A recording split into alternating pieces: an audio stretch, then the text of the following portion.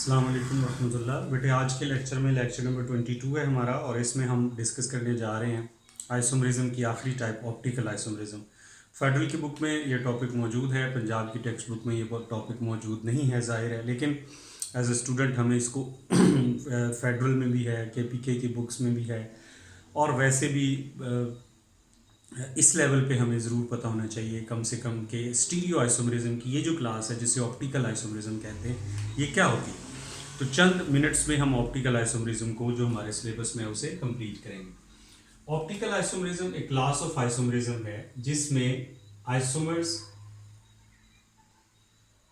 Can rotate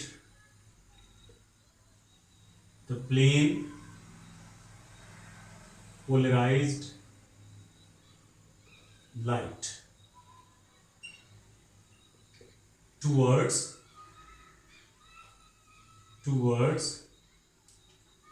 left or right। आपका जो compound है वो लाइट को रोटेट करेगा लेफ्ट साइड को या राइट साइड को। अगर कोई कंपाउंड आपका जो कंपाउंड है वो लाइट को राइट साइड को रोटेट करता है तो इसको कहेंगे डेक्स्ट्रो रोटेटरी। रोटेट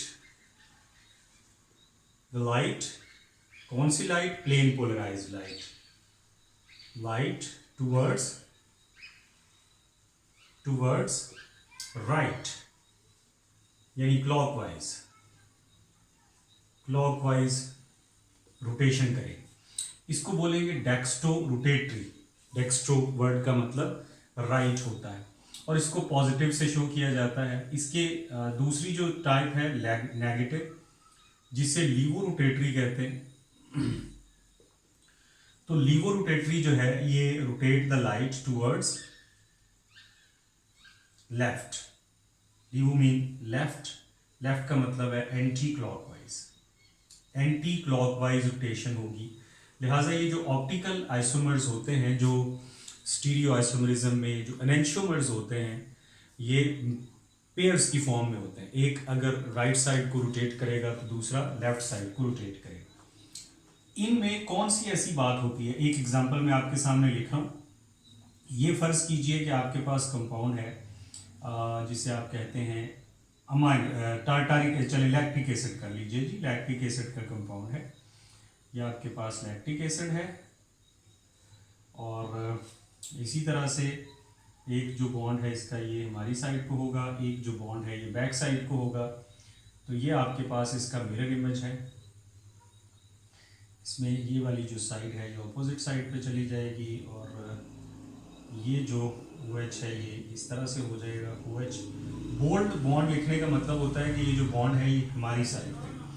तो ये लैक्टिक एसिड का स्ट्रक्चर है जिसको 2 हाइड्रोक्सी प्रोपेनिक एसिड भी कहते हैं।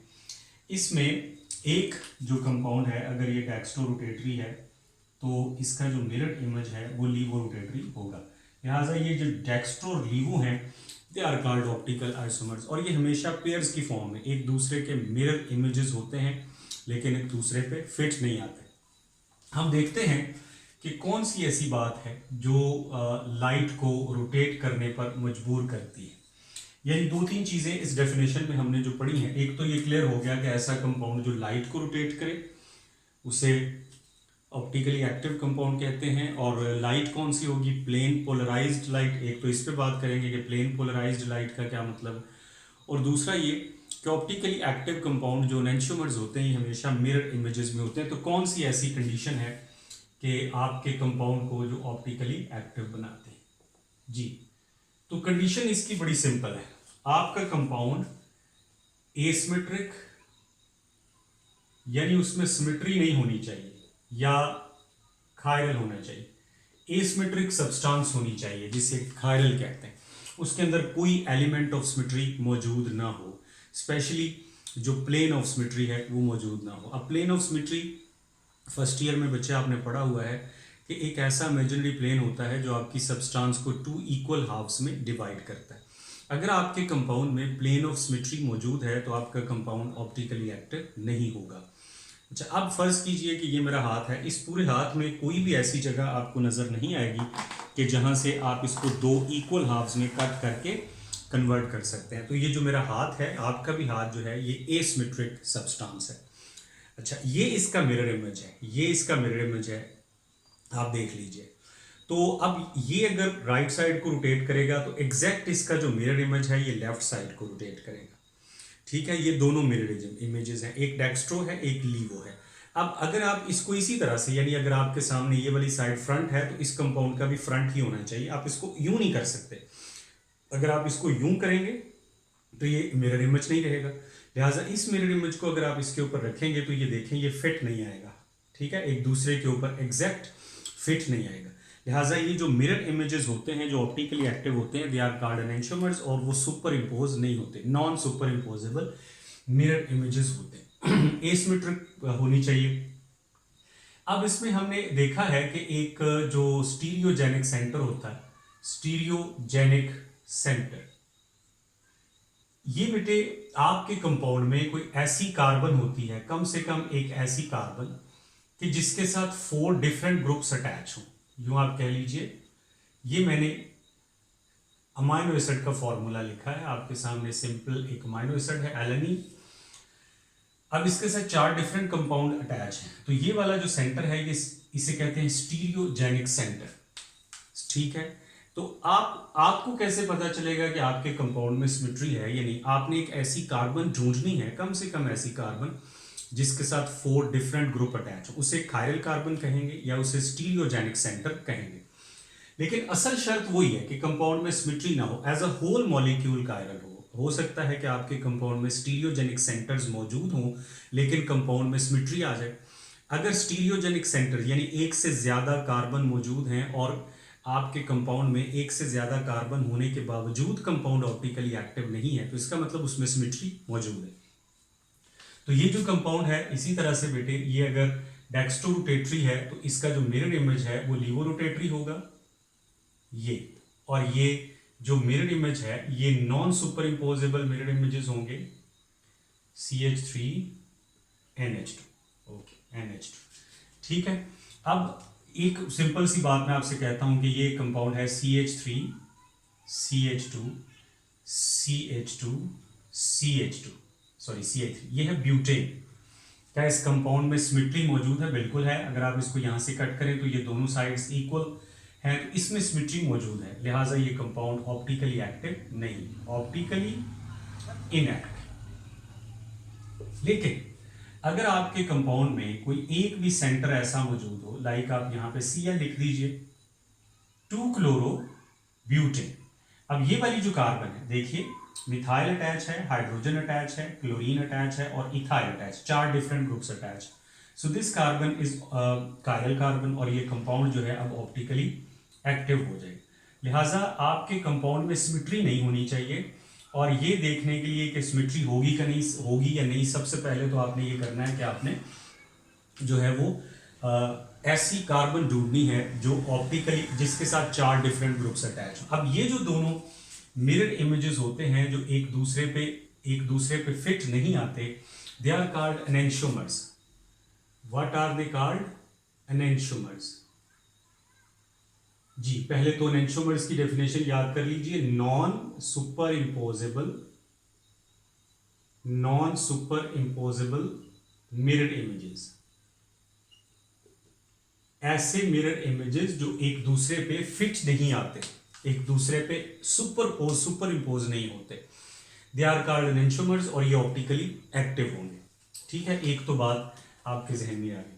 फिर इसके अलावा अगर किसी सोल्यूशन में एक टर्म होती है रैसमिक mixture.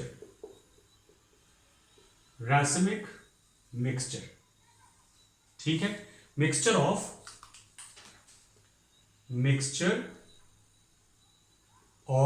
50%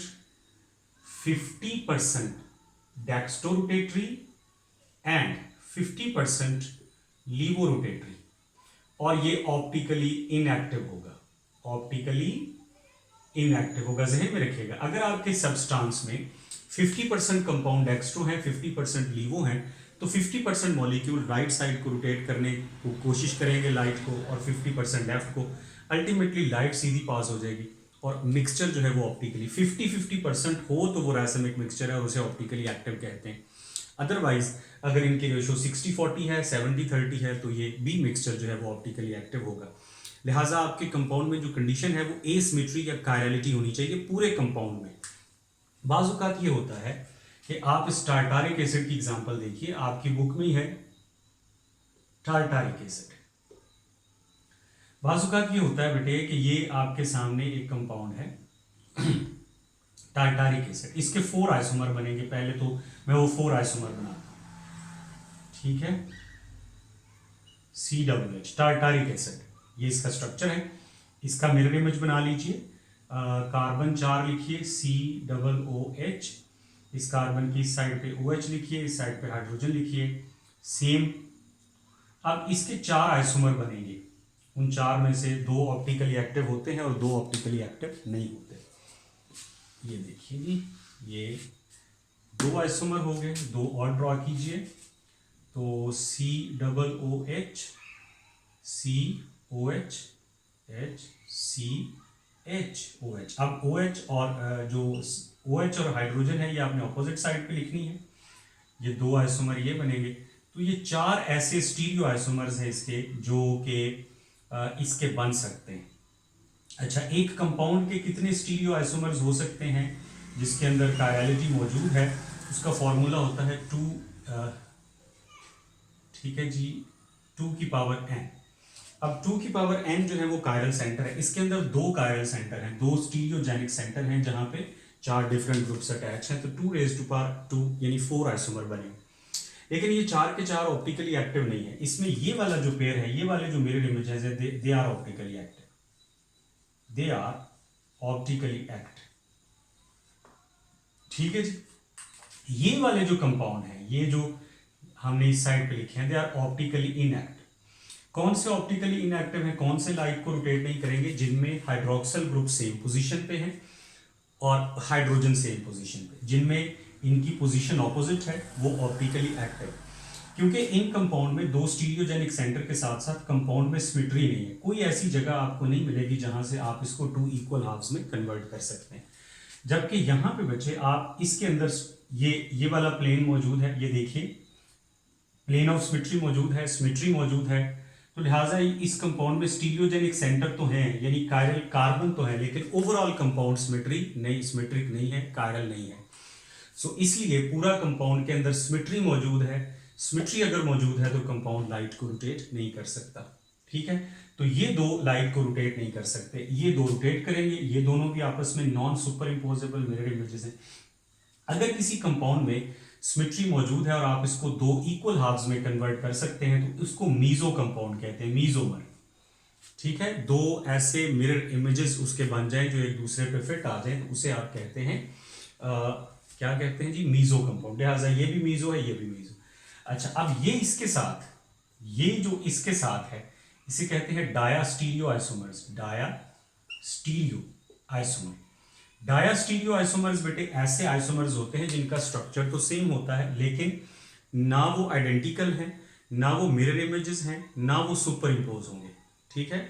non identical, non superimposable, non mirror. अब देखें, ये कंपाउंड इसके साथ मिरर इमेज नहीं है क्योंकि इसकी दोनों साइड पे हाइड्रोजन है, इसकी एक साइड पे हाइड्रोक्साइड है।